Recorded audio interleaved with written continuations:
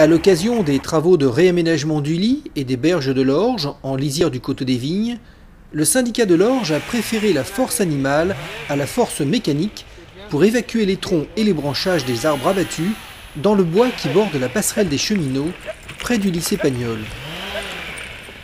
Oui, alors lui, donc c'est un beau percheron de 9 ans qui fait 850 kg, tout le nom de boule de neige. Donc ça, c'est un cheval de traction, c'est-à-dire que c'est des chevaux qui sont morphologiquement adaptés pour la traction. L'idée, c'est de créer des trouées sur ce boisement, parce que c'est un boisement qui était laissé à l'état sauvage depuis plusieurs années. On a découvert qu'il y a une colonie de tritons palmés à protéger. Il y a une flore qu'on aimerait mettre en valeur, qui est une flore de zone humide en fait. Donc le fait de mettre en lumière, de supprimer des arbres, ça permet de favoriser cette végétation et une faune vraiment spécifique, quoi.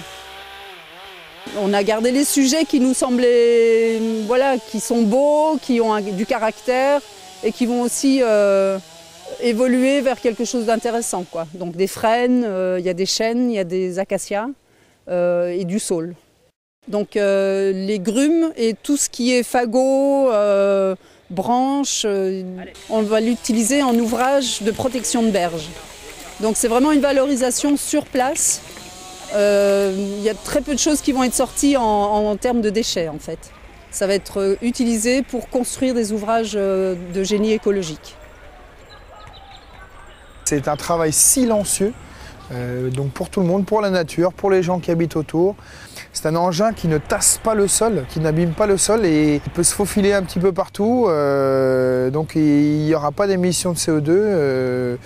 Voilà, c'est totalement écologique.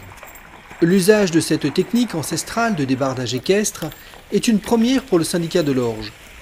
Si le bilan de cette expérience est positif, il est très possible que les promeneurs croisent de nouveau un percheron au travail dans la vallée de l'Orge.